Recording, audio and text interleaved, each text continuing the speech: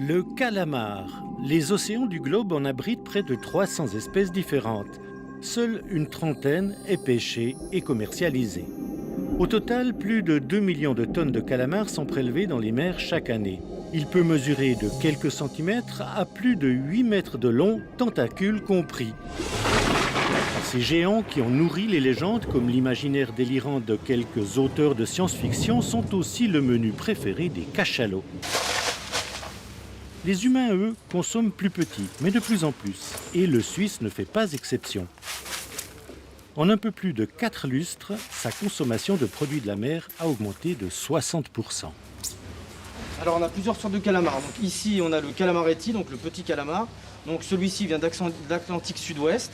On peut le consommer soit donc, une fois nettoyé, frit, ou aussi à l'huile d'olive, ail persil, ou également on peut le farcir. Même s'il est petit, on peut le farcir, c'est très bon.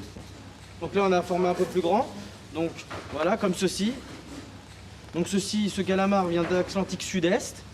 Il est consommé, on peut le consommer une fois nettoyé, coupé, grillé, très apprécié en barbecue, soit en grillade. Et en dernier, nous avons les calamars comme ceci, issus de calamars géants, donc pêchés dans le Pacifique. Donc ce sont des grands calamars qui sont nettoyés et on fait les anneaux comme ceci avec des emporte-pièces, d'où leur forme ronde. On peut les consommer nature comme ça, à l'huile d'olive également, ou aussi on les plus connus à la romaine, donc c'est-à-dire avec une panure autour, et également frit. Alligro est la seule chaîne de distribution à nous avoir ouvert les portes de sa poissonnerie. Manor, ainsi que Coop et Migros, les deux mastodontes helvétiques de la distribution, qui ont aussi des centres de conditionnement en Suisse, se sont refusés à le faire. L'écrasante majorité du calamar consommé en Suisse est vendue sous forme congelée ou dégelée. Et voici madame, passez une bonne journée. Au revoir, merci, au revoir. Et pour une très large partie, elle provient de la principale porte d'entrée du calamar en Europe, le port de Vigo, en Galice, au nord-ouest de la péninsule ibérique sur la côte atlantique. Vigo, c'est le plus grand port de pêche européen en volume de poissons. Et la flotte galicienne de haute mer est une des plus importantes de l'Union européenne. Je considère que Vigo est l'un des principaux ports de pêche au niveau mondial, avec un volume de mouvement annuel d'environ 800 000 tonnes. Nous avons une flotte de 300 bateaux avec 5 500 travailleurs à bord et nous pêchons dans toutes les mers du monde, aussi bien du poisson frais que du poisson congelé. Le poisson frais pêché en mer est vendu quotidiennement à Aubarbès, le marché aux poissons situé dans le port. Il est essentiellement destiné à la consommation nationale. C'est lui que l'on retrouve peu après sur les tables des restaurants ou les étals des poissonneries ibériques. Dès 6 heures du matin, la voix du crieur harangue le client dans cet immense hangar où 6000 personnes œuvrent quotidiennement. Ici, près de 80 000 tonnes de poissons frais sont vendues chaque année. Mais ce poisson-là, calamar compris, n'est qu'une très petite partie du poisson qui transite par le port de Vigo. La part la plus importante, c'est le poisson congelé. Et pour le trouver, il faut se déplacer de quelques centaines de mètres dans le terminal à conteneurs. Dans ces énormes caissons maritimes frigorifiques appelés communément reefers, est maintenu constamment à une température de moins 18 degrés. Depuis les attentats du 11 septembre, le port de Vigo est placé sous très haute surveillance. 250 caméras filment toute l'activité du port 24 heures sur 24, y compris celle de notre équipe TV autorisée à assister à l'inspection d'un de ces fameux reefers de calamars pris au hasard. En présence d'un agent des douanes, ce conteneur arrivé d'Afrique du Sud est décelé et ouvert. Les certificats de provenance et de conformité sanitaire exigés par l'Union européenne sont scrupuleusement vérifiés. Puis, 10 échantillons sont extraits d'autant de paquets congelés. Le contrôleur vérifie d'abord l'aspect, l'état et l'odeur de la marchandise. Un échantillon est ensuite analysé en laboratoire pour déterminer l'éventuel taux de cadmium que ces céphalopodes ont la fâcheuse tendance à accumuler. En cas de dépassement des limites, une alerte au niveau européen est lancée pour stopper tout le calamar de même provenance. Le propriétaire décide du devenir de la marchandise. Elle peut être détruite, retournée à l'expéditeur ou renvoyée dans un pays pratiquant des normes moins restrictives que l'Europe. Si on prend en compte toutes les espèces de calamars, on peut parler de près de 100 000 tonnes. Ça dépend un peu de chaque année. Et ce calamar provient principalement de deux destinations, les îles Falkland dans l'Atlantique et du Pérou dans le Pacifique. On parle d'environ 80 000 tonnes qui viennent juste de là. Puis ils viennent aussi d'Inde, de Namibie, même de Chine et de Corée. De Chine? Eh oui. L'Empire du Milieu est devenu le premier acteur du marché du calamar. Il traite 70% du calamar mondial. Pour sa consommation, mais aussi pour l'exportation, 520 000 tonnes de céphalopodes en 2019. Pas étonnant donc d'en retrouver dans les reefers de Vigo. Comme nous le confirme le directeur commercial d'Interatlantique, cette entreprise est spécialisée dans l'achat et la vente de calamars, y compris de calamars chinois. Mais c'est quelque chose de tout à fait normal. Cela ne fait aucune différence. Par exemple, il y a des bateaux chinois qui pêchent l'ilex en Argentine, comme la flotte espagnole le fait aussi. Ce qui est vraiment important, ce sont les entreprises qui certifient. Parce que comme vous le savez, pas 1 kilo de quoi que ce soit ne peut entrer ici sans le certificat sanitaire correspondant qui est validé par l'Union européenne. C'est cette dernière qui prend les précautions nécessaires pour s'assurer que des produits puissent être autorisés à venir ici. Interatlantique achète et vend près de 25 000 tonnes de calamars congelés par année. Elle fournit plusieurs des 140 entreprises de transformation situées dans la région de Vigo, y compris celles qui alimentent en calamars les principaux acteurs de la distribution du marché helvétique, et que nous avons pu retracer grâce aux numéros d'identification qui doivent être mentionnés sur toute confection alimentaire de ce type. Nous avions rendez-vous ce matin avec la directrice commerciale de cet établissement, Alfrio. Alfrio, c'est un établissement spécialisé dans le conditionnement de produits de la mer. C'est aussi un des plus gros fournisseurs de nos grands distributeurs helvétiques, Coop et Migros. La directrice nous avait même proposé de nous ouvrir les portes de son établissement de conditionnement situé à quelques dizaines de kilomètres de Vigo. Étonnamment, après un téléphone à ses clients helvétiques, elle a annulé tous nos rendez-vous. Du calamar pêché par des bateaux chinois à Vigo, c'est tout de même surprenant. La flotte chinoise de pêche n'est vraiment pas en odeur de sainteté auprès des armateurs du port espagnol. Nous considérons qu'une part importante de la pêche illégale provient de la flotte asiatique. Mais la Chine ne travaille pas seulement sous pavillon chinois. Il y a aussi de grandes multinationales chinoises qui utilisent des navires d'autres pays voisins. Ces pavillons de complaisance sont utilisés pour faire des pratiques que nous jugeons absolument illégales et contraires à la libre concurrence. C'est une guerre ouverte. L'Union européenne est connue pour sa lutte contre la pêche illégale. Depuis Vigo, nous travaillons en étroite collaboration avec la FAO, les Nations Unies et la Commission européenne afin de poursuivre ces pratiques de pêche illégale. Pour cela, je crois qu'il est important d'éviter les transbordements en mer. Les transbordements en mer, ce sont ces bateaux cargos qui récupèrent les prises des navires directement sur les flots, les ravitaillant et leur permettant ainsi de poursuivre leur campagne sans retourner au port. Avec l'aide de Trigmat Tracking, une ONG basée à Oslo assistant les pays en développement dans leur combat contre la pêche illégale, et l'outil de recherche de Global Fishing Watch, à bon entendeur a pu retracer le parcours annuel de près de 650 bateaux chinois officiels de pêche au calamar. Cette flotte de pêche au calamar se déplace tout au long de l'année, de saison en saison, et fait essentiellement le tour de la planète. Elle commence dans le Pacifique Nord, elle traverse le Pacifique et pêche au large de l'Amérique du Sud. La flotte contourne ensuite l'Amérique du Sud et pêche au large de l'Argentine. Les bateaux traversent ensuite l'Atlantique, contournent le sud de l'Afrique, traversent l'océan Indien pour retourner dans le Pacifique. Donc chaque année, ces bateaux font le tour du monde pour chasser le calamar. Au risque d'épuiser la ressource. À tel point que l'an dernier, la Chine a imposé un moratoire à ses bateaux dans 2 zones de pêche au calamar, dans le Pacifique Sud-Est et l'Atlantique Sud-Ouest. Mais à Vigo, pour les défenseurs de l'environnement locaux, la problématique ne concerne pas seulement la Chine. Il y a beaucoup de bateaux qui pêchent illégalement, de manière totalement incontrôlée ou en évitant les contrôles. Beaucoup d'entre eux sont des bateaux chinois. C'est probablement le pays qui en a le plus, mais il ne s'agit pas de pointer un pays comme coupable.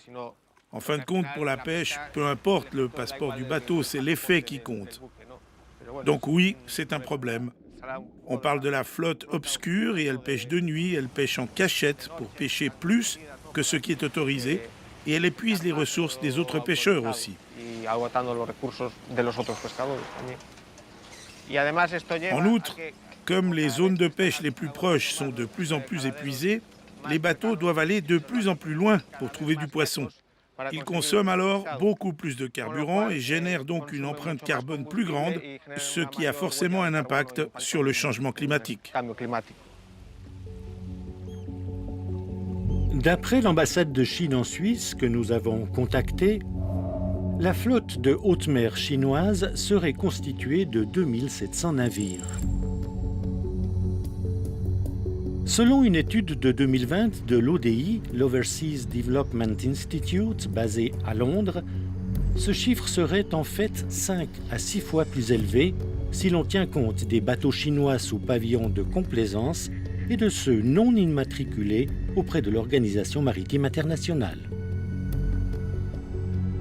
L'augmentation de la flotte longue distance chinoise se double depuis quelques décennies d'investissements colossaux dans des villes portuaires aux 4 coins du globe. En Uruguay, au Gabon, en Tanzanie par exemple, des sociétés chinoises rachètent des installations portuaires ou des entreprises. C'est aussi ici le cas à Vigo, avec le rachat il y a à peu près 5 ans de 7 sociétés, la société Albo, une société centenaire spécialisée dans la conserverie. Ces produits se retrouvent d'ailleurs sur les étals de nos grands distributeurs helvétiques.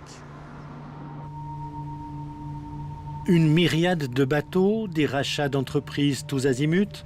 En quelques années, l'appétit de la Chine pour les produits de la mer est devenu gargantuesque. En 2028, la FAO, l'Organisation des Nations Unies pour l'alimentation, prévoit que sa population de 1,4 milliard d'habitants engloutira plus de 36% de tous les poissons pêchés dans les océans du globe. Bien sûr, le problème de la surpêche va bien au-delà de la Chine et du calamar. À l'heure actuelle, 34,5% des réserves de poissons sont surexploitées. Alors comment faire pour arrêter cette flotte obscure qui pille en cachette les fonds marins? En Bretagne, une start-up mise sur la technologie de mini-satellites.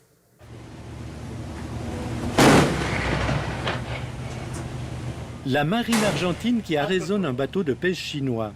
Une course-poursuite rythmée par les coups de semonce à laquelle même les petits écrans chinois ont fait écho.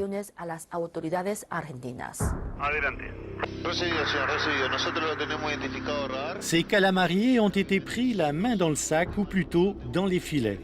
Ils pêchent illégalement dans la zone économique exclusive de l'Argentine, soit les 200 000 marins au large de ses côtes où seuls les bateaux autorisés par le pays côtier ont le droit de lancer filets ou lignes.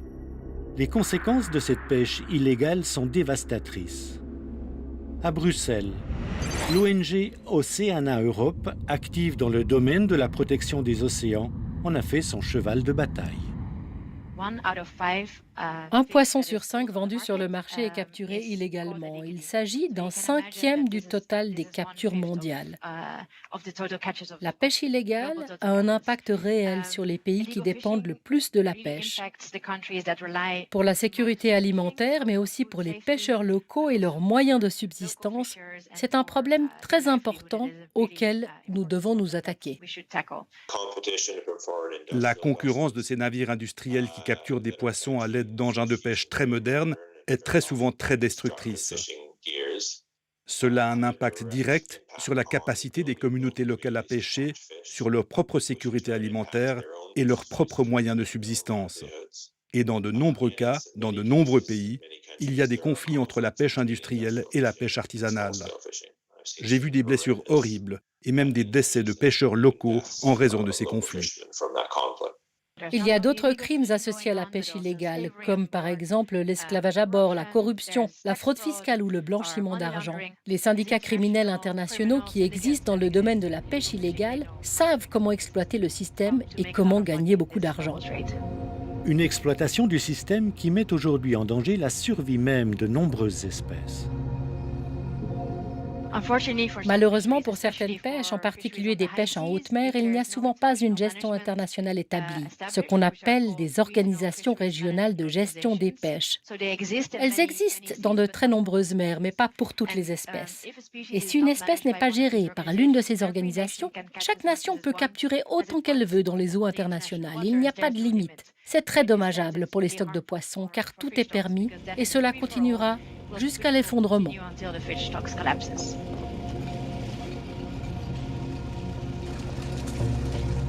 En un demi-siècle de pêche industrielle, la moitié des animaux marins a disparu. Aujourd'hui, selon la FAO, 90% des stocks de poissons sont soit exploités au maximum de leur durabilité, soit surpêchés.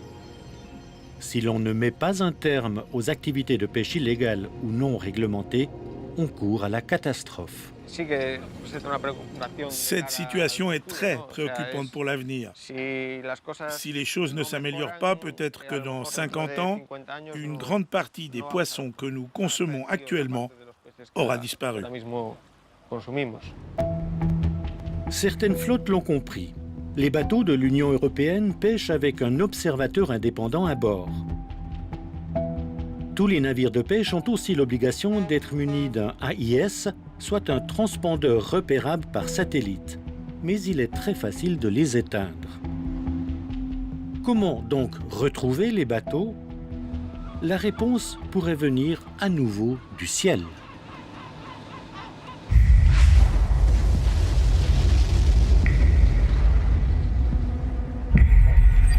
Et c'est une petite start-up bretonne basée à Rennes qui a trouvé la solution.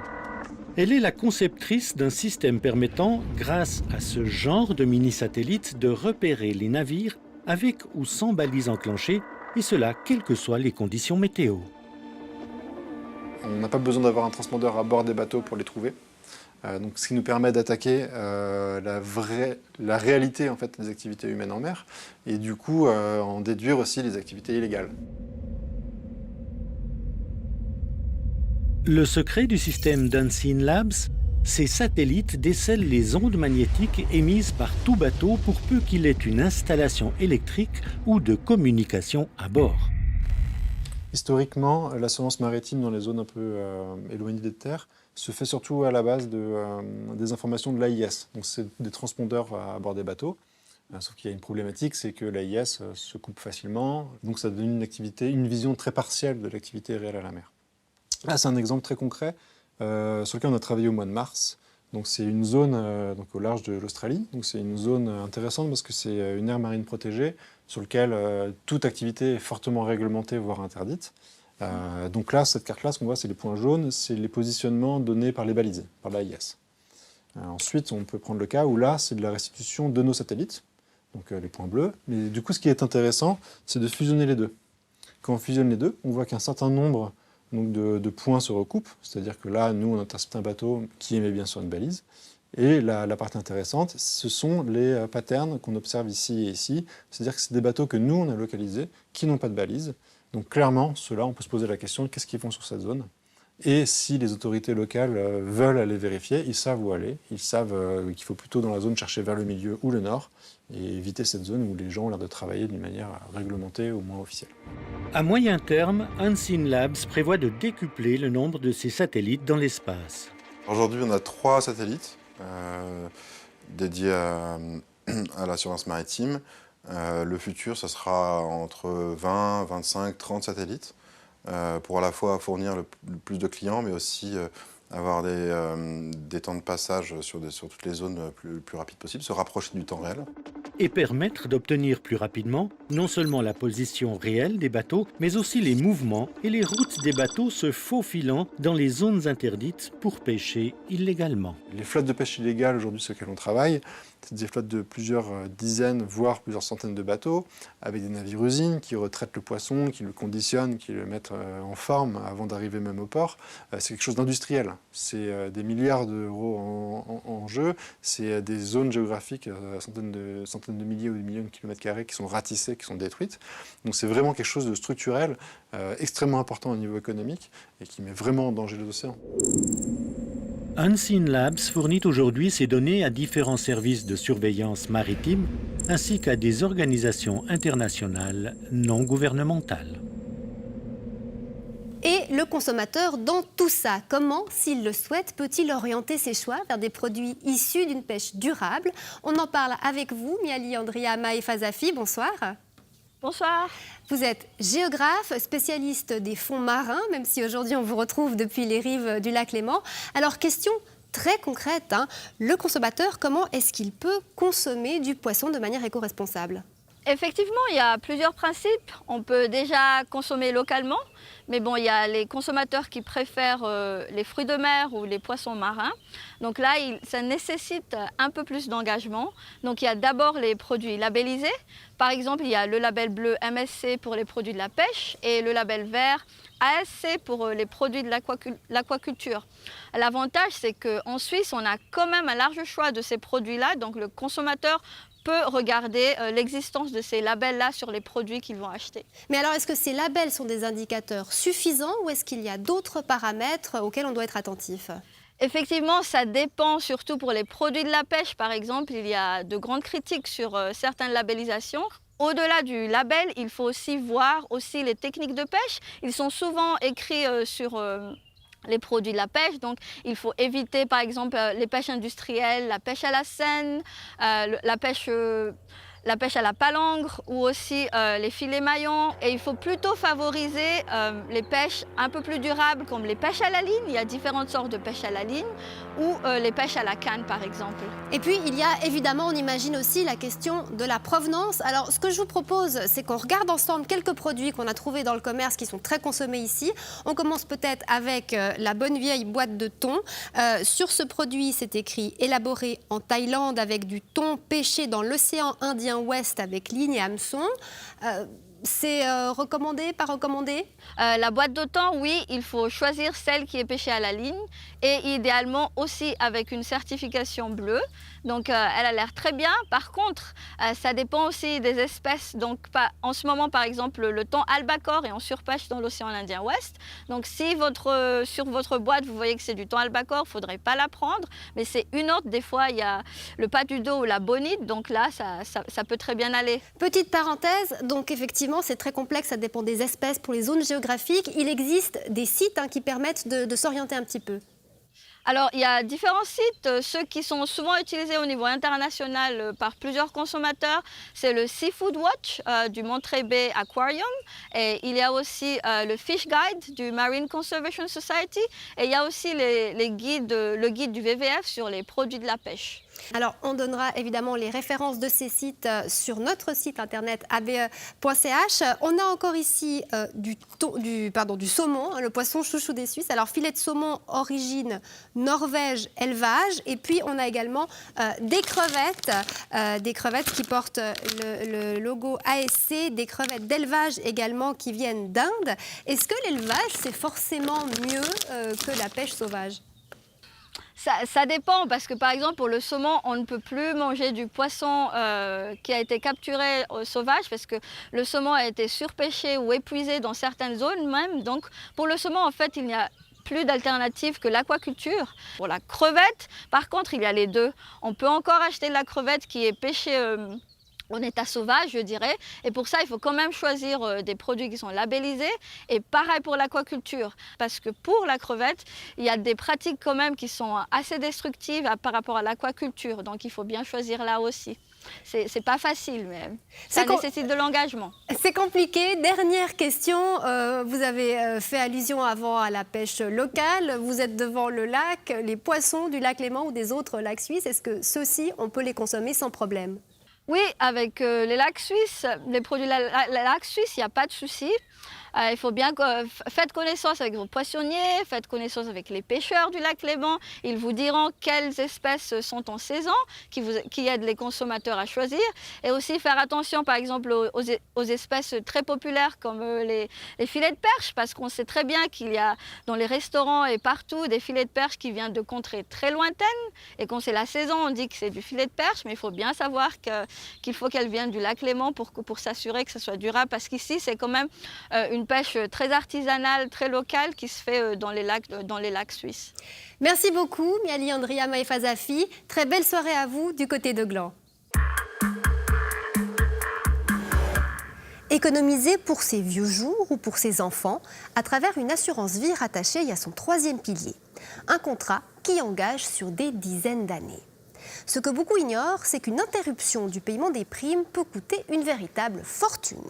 Un téléspectateur en a fait les frais, il s'est confié à Régis Migy. Valais central, Martigny, cité touristique. Comme dans toute la Suisse, restaurants et terrasses sont restés vides pendant plusieurs mois.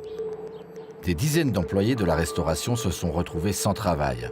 Qui dit pas de travail, dit RHT. Un chômage partiel, une aide financière qui ne compensait pas tout. C'est le cas dans lequel s'est retrouvé Jérôme Chezot. En temps normal, ce cuisinier gagne 5 000 francs par mois. Avec le Covid, je suis passé au RHT, les restaurants ont dû fermer. Du coup, j'ai une réduction de salaire et puis ça me fait une trop grande différence sur mon salaire par rapport à mon salaire de base. Alors c'est une baisse de revenus de 20% par mois, ce qui représente à peu près 1 000 francs de moins sur mon salaire. Pour ce cuisinier pourtant très organisé, pas toujours facile de boucler les fins de mois. Mais où économiser? Peut-être sur ses primes d'assurance vie. Oui, parce que les autres charges, c'est des charges fixes, comme les loyers, les assurances maladie. C'est les seuls loyers, les seules charges fixes que j'ai, donc c'est la seule que j'ai trouvé que je pouvais baisser. Début janvier, vu que je voyais que c'était toujours le même scénario, que ça allait pas s'améliorer, j'ai contacté Helvetia pour pouvoir baisser mes primes mensuelles. Et c'est là que les ennuis ont commencé. J'ai demandé si c'était possible de décaler, de bloquer mes primes pendant un certain temps et puis de les reprendre plus tard. On m'a dit que c'était possible, mais que je pouvais les bloquer 6 mois maximum et que le 7e mois, je devais payer la prime du 7e mois plus les 6 mois d'avant que je n'avais pas payé. Donc dans ma situation, ça ne m'arrangeait pas parce que je sorte l'argent tous les mois ou que je la sorte d'un coup dans 7 mois, pour moi c'est pareil, ça ne m'arrange pas financièrement. Deuxième solution, baisser les primes de 350 à 150 francs par mois. Alors ils m'ont dit qu'une réduction de primes, c'était pas possible chez eux parce que c'est une assurance 3e pilier A, que la seule solution, c'est de casser l'assurance actuelle que j'ai et d'en faire une nouvelle. À sa grande surprise, le moindre changement dans son contrat signifie une grande perte financière pour lui. Si je fais chez une autre assurance, je dois casser la mienne chez eux et je peux en récupérer que 6 000 francs sur les 12 000 que j'ai cotisés en 3 ans. Et si vous continuez avec eux? Et si je continue avec eux, si je continue avec mon ancienne prime que je me débrouille pour payer 350, ça reste normal. Mais si j'arrive pas et que j'accepte leur nouvelle proposition... Eh bien là, même résultat. Une perte financière importante. Encore une mauvaise surprise. Lors de la signature du contrat, non, je savais juste que chaque mois, je devais payer ce montant-là, mais à aucun moment, on m'a expliqué que j'avais pas le droit de l'arrêter, que si je la cassais, j'avais de la perte ou ça. Mais ce qui énerve surtout notre cuisinier, c'est d'être traité de cigale, lui qui a toujours été plutôt fourmi.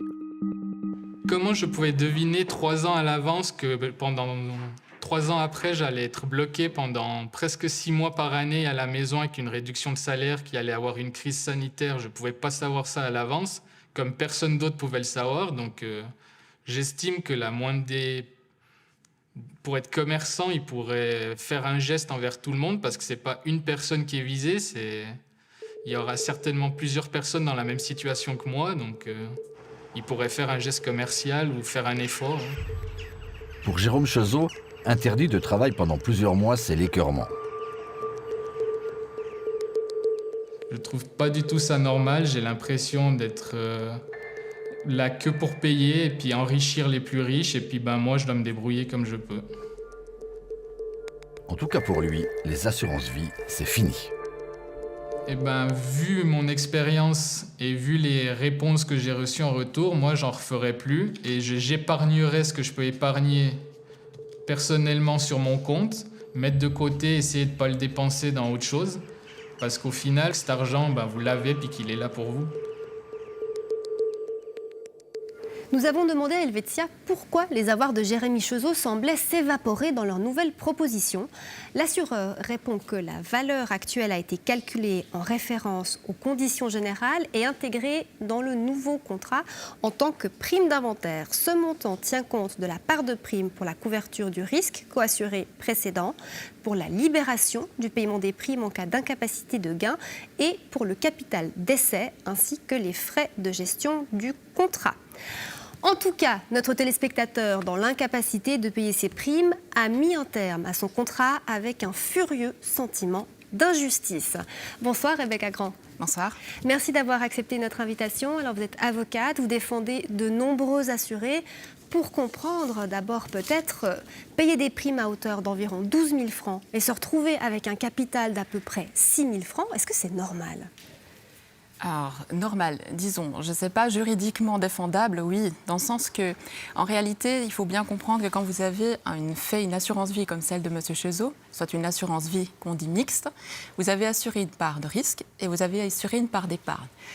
Et en réalité, seule la part d'épargne va être formatrice de ce que l'on appelle la valeur de rachat, soit la valeur qui va vous être retournée quand vous allez résilier votre contrat. Donc l'argent qui, entre guillemets, s'est évaporé, c'est le coût du risque, finalement. C'est en partie le coût du risque et c'est en partie le coût d'autres déductions dont je vous passe le détail, qui sont effectivement autorisées par la FINMA. Ce grand surveillant des assureurs qui, en fait, valide non seulement tous les éléments de calcul de ces valeurs de rachat, mais également assure la surveillance, c'est-à-dire qu'en tant qu'assuré, si vous avez un doute, vous pouvez saisir gratuitement la FINMA afin qu'il vérifie que le calcul a bien été effectué. Donc le cas de ce téléspectateur, finalement, les conditions auxquelles il est soumis, elles sont tout à fait standards et banales. Elles sont standards. Alors après, la banalité, c'est encore à voir, mais disons qu'effectivement, c'est le principe qui s'applique dans les assurances-vie de manière générale et qui s'applique en particulier dans ces assurances-vie-là, qu'on dit assurance-vie mixte de prévoyance liée. Alors, il est fort probable que beaucoup de gens qui concluent une assurance-vie n'aient pas conscience de ce risque. Quel conseil est-ce qu'on peut donner aux gens au moment de signer une assurance-vie pour éviter de se retrouver dans une situation pareille ? Alors, je dirais, le premier des conseils est un conseil de bon sens. Faites jouer la concurrence. Le monde des assurances, c'est un monde vaste. Il est varié.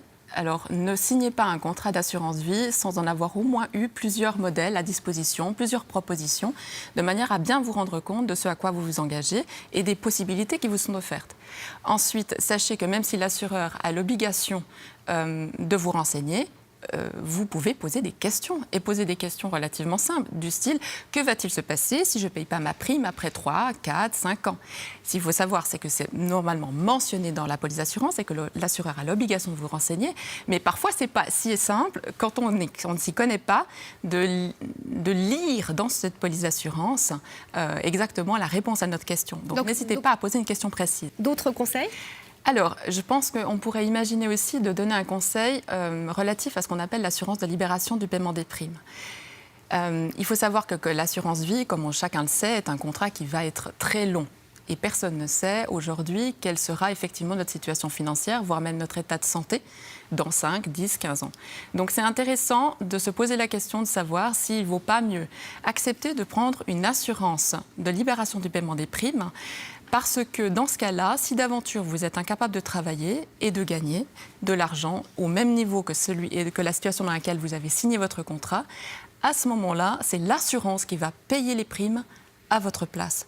Ce qui signifie que dans ces circonstances-là, même que vous ne payez plus les primes, comme l'assurance paye à votre place, le contrat va jusqu'à son terme et vous obtenez les prestations assurées comme vous les aviez envisagées. C'est un peu technique, mais assurance de libération du paiement des primes, on retiendra ce terme. Donc c'est ce qui vous permet effectivement de faire face en cas de difficulté de paiement de vos primes d'assurance vie. Merci beaucoup pour vos explications, Rebecca Grand. Je vous en prie. Et très bon retour à vous du côté de Lausanne. Merci. L'actualité conso ne s'arrête jamais et rien ne lui échappe. Bonsoir Viviane Gabriel. Bonsoir. Alors ce soir, dans votre panier, on commence avec un morceau de viande. Ça, c'est la viande telle qu'on la connaît aujourd'hui. La viande du futur, elle pourrait ressembler à ça. Ouais, c'est pas vraiment un futur qui fait rêver. C'est ce qu'on appelle la viande de culture, de laboratoire ou viande in vitro. Et si on en croit un rapport récent de l'Office fédéral de l'agriculture, elle va arriver sur le marché et nous, consommateurs, allons l'adopter. Et cette viande de culture, donc, comment est-ce qu'elle est élaborée? Alors, pour le savoir, allons aux Pays-Bas, le pays où est installée l'entreprise qui s'est lancée la première sur le marché. Voici leur recette expliquée à nos collègues du 19h30 en 2019. On fait un prélèvement sur un muscle bovin. Ensuite, on récupère des cellules et on les cultive pour en obtenir des milliards. Après 4 jours, vous allez avoir environ 600 000 cellules. Et pour faire un hamburger, il en faut beaucoup plus. Il en faut, je crois, des milliards. Et puis, toutes ces cellules s'agglomèrent pour former un muscle. Cela va prendre 3 semaines. Et le processus entier est d'environ 8 semaines. Alors ça, c'est aux Pays-Bas, mais ça intéresse aussi en Suisse, puisque Bell, donc du groupe Coop, a investi 7,5 millions de francs dans cette société. Exactement, et d'autres recherches dans ce domaine sont menées en Suisse, l'une à l'école polytechnique de Zurich et l'autre à Wädenswil, dans une entreprise du canton de Zurich. Une dizaine de personnes y travaillent. Leur objectif, proposer à la vente d'ici 3-4 ans une viande de culture réalisée avec les cellules des vaches du cru. Avant ça, il faudra quand même que ce soit autorisé. Ce n'est pas le cas en Suisse aujourd'hui. Est-ce que c'est le cas dans d'autres pays? C'est le cas à Singapour depuis le mois de décembre. C'est le premier pays au monde à autoriser la vente de viande de culture, en l'occurrence du poulet. D'autres suivront, si on en croit les analystes. En 2040, selon le cabinet Kearney, la viande artificielle représentera 35% du marché de la viande, juste derrière la viande traditionnelle, 40%, mais devant les substituts végétaux, 25%. Bon, 35% de viande de culture, ça paraît énorme, voire pas très réaliste. Pourquoi tabler sur un succès pareil? Alors les avantages, déjà, il n'y a pas besoin de tuer l'animal. Ensuite, l'impact sur l'environnement est moins conséquent. On utilise moins de terre, moins d'eau. Et puis à terme, ça devrait être plus avantageux économiquement, mais ça, c'est pas encore le cas. Parce qu'aujourd'hui, ça coûterait combien environ? Alors il faut compter 70 francs pour les 100 grammes. Ça, c'est des chiffres quand même. qui datent de 2018 Ouais. et c'est plus cher que le bœuf de Kobe. Mais selon les analystes, les mêmes, toujours, ce prix devrait baisser beaucoup d'ici une quinzaine d'années. Et les distributeurs, donc, à l'instar de Coop, sont intéressés? Oui, alors Manor s'avance un peu plus que Migros, Lidl ou Aldi sur la question. Oui, ils pourraient en vendre car les consommateurs sont sensibles à la cause animale et aux dégâts causés par l'élevage intensif sur l'environnement. Bon, on va attendre de voir ce que ça donne. En attendant, vous nous avez apporté également des médicaments et puis des chewing-gums. Point commun entre les deux? C'est le dioxyde de titane, le fameux E171 utilisé par les fabricants pour améliorer l'apparence de leurs produits. Oui, alors c'est cet additif qui a été interdit tout récemment dans l'alimentation parce qu'on ne peut pas exclure sa dangerosité pour la santé, mais paradoxalement, on a envie de dire, il reste autorisé dans les médicaments. Comment est-ce que c'est possible? Alors, il y a une raison réglementaire à cela. Le E171 est régulé de manière différente selon l'utilisation qui en est faite. Et tout cela inquiète une de nos téléspectatrices enceinte qui prend ces compléments de fer qui contiennent précisément du E171. Alors à ce propos, le chef du service de pharmacologie du CHUV, Thierry Buclin, se montre rassurant car les quantités sont limitées. Mais la question de prendre un comprimé avec du E171, elle doit se poser selon le chercheur Eric Oudot qui travaille précisément sur le dioxyde de titane.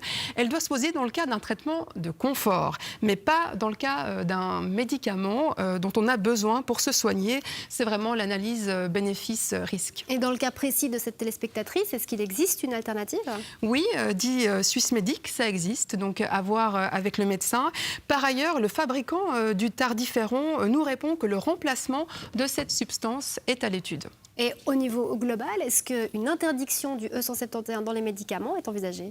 C'est pas pour tout de suite, mais les discussions sont en cours. Bon, dernier objet de votre panier, une chemise. Très grande. Grande taille, 5XL, XXXXXL. Pour quelle raison ?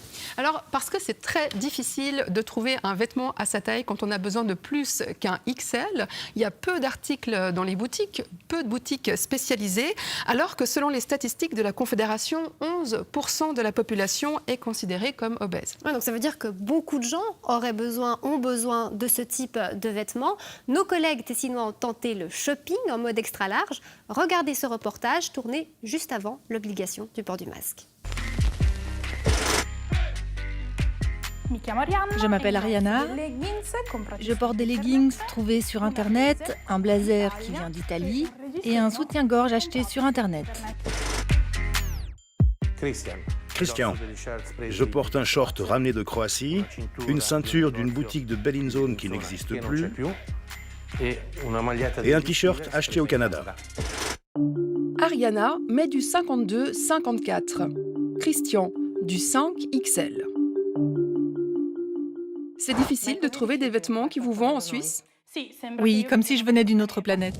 Le désert des Tartares. La preuve avec cette virée shopping qui commence avec Ariana chez Tallyvale. XL ? Comment je pourrais mettre ça ? Ça n'irait même pas à mon petit doigt. Premier essai chez CEA pour Christian, avec ce blazer marine. Ça me sert tellement que je sens plus mes bras. Pour faire du sport, il faut d'abord perdre du poids. Sinon, tu ne trouves pas de tenue de sport. Et puis tout à coup, la surprise. Ah, regarde. Tu vois ce que je veux dire? Par chasse au trésor? Un 4XL. Ah, ça pourrait aller. Et c'est un happy end aussi pour Ariana. Bilan de cette virée shopping, une vingtaine de magasins visités. CEA est le seul à proposer un rayon grande taille pour les femmes et aussi pour les hommes, mais pas dans toutes les filiales. Ariana a également trouvé des vêtements à sa taille chez H&M. Dans les autres enseignes, les tailles s'arrêtent à XL, voire XXL. Pour Christian, victoire chez Decathlon avec ce t-shirt de sport. Pour le reste de sa garde-robe, il a trouvé son bonheur dans ces deux boutiques de Bellinzone. Dans les autres magasins, il n'aura trouvé au mieux que du 3XL. Nos deux acheteurs prêtent ça avec humour, mais dans le fond, pourquoi est-ce que l'offre est aussi pauvre? Parce que les surfaces de vente sont limitées, répondent les magasins. Ça a un impact sur les très grandes, mais aussi sur les très petites tailles, pour lesquelles ils renvoient à leur boutique en ligne. Ouais, vous trouverez les réponses d'une série de magasins sur notre site abe.ch. Merci beaucoup, Viviane. Bonne soirée. À très bientôt.